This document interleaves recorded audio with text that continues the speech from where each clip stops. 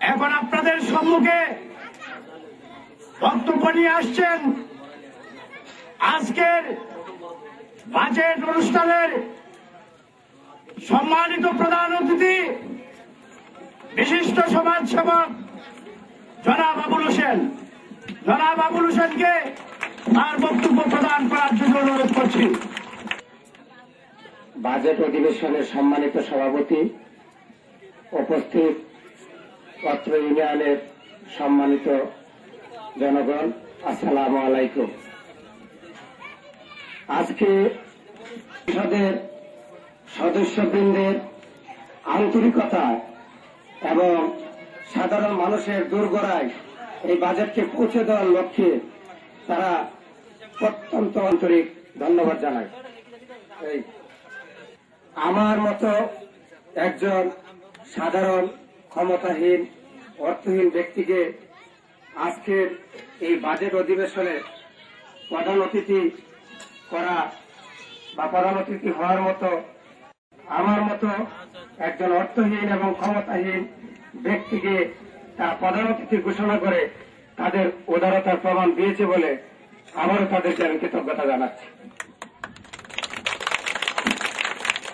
সবচেয়ে বড় কথা, আজকের যে বাজেট, আমরা শুধু বাজেটই বুঝি না, বাজেটটা কি আমাদেরকে বুঝতে হবে।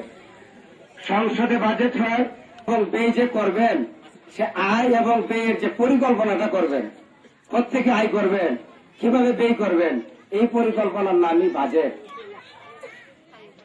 তো বাজেট বাস্তবায়ন করতে গেলে আয় ব্যয়ের সঙ্গতি থাকা লাগে। আয় যদি না থাকে তাহলে বাজেট পারবেন, এইটাই পরিকল্পনা, এইটাই বাজেট। আয়ের যে খাতগুলি তারা বলেছে এবং ঘোষণা করেছে, এই খাত থেকে যদি তাদের আয় হয় তাহলে ওই খাতে তারা ব্যবহার করবে, ব্যয় করবে। কিন্তু আমরা অনেকে মনে করি যে বাজেট বুঝে অটোমেটিকলি আসে সরকার থেকে। না, সরকার থেকে কিছু আসে, তাদের বিভিন্ন প্রতিষ্ঠান থেকে আয় আসে, নিজেদের করতে হবে। আমরা যদি সহযোগিতা না করে, তাদের আয়ের পথ না দেখিয়ে তাদের কেন ব্যয় করা হলো না এই প্রশ্ন করি, তাহলে তো তাদের বাজেটে এমনিতেই ফেল হয়ে যাবে।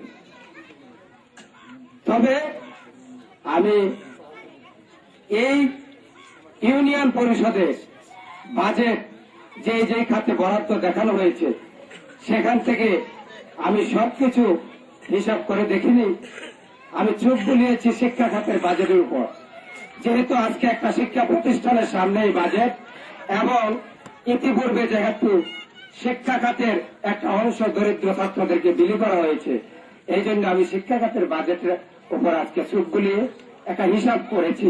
সেখানে দেখা গেছে 5 লক্ষ টাকার উপরে 5,17,000 টাকা তাদের আগামী এই শিক্ষা খাতে বাজেট বরাদ্দ আছে। বাজেট পরিকল্পনা, বরাদ্দ নয়, পরিকল্পনা।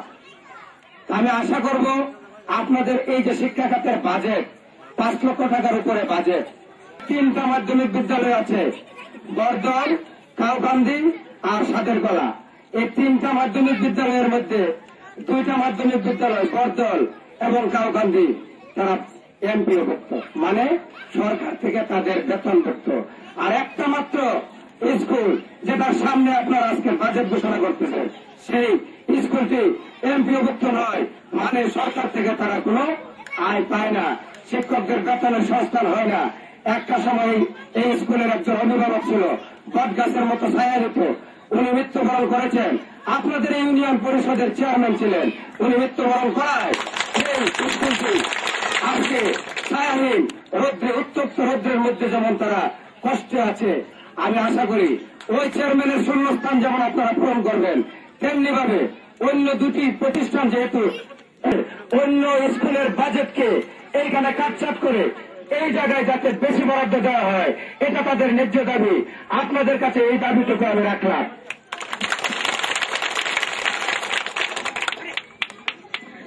পাশাপাশি আমি এই সাধারণ জনগণকে বিগত নির্বাচনে ওয়াদা দিয়েছিলাম, যদি আমি নির্বাচিত হতাম তাহলে সংসদে বিভিন্ন গোদারা গাছ আপনারা ইজারা দেন, এই ইজারার মধ্যে 10টা গাছ যদি ইজারা দেন, অন্তত এই ইজারার টাকায় একটা গাছ চিরস্থায়ীভাবে বান্ধে ফেলাইবেন, অন্তত একটা থেকে তো আমরা বাঁধব। বক্তব্য শোনার মতো ধৈর্য মানুষের নেই, মানুষের দৃষ্টি এই টুকিটাগ্গার দিকে। আমিও এই টুকিটাগ্গার দিকটা বিবেচনা করে আমি আমার বক্তব্য সংক্ষিপ্ত করলাম। খোদা হাফেজ, ধন্যবাদ।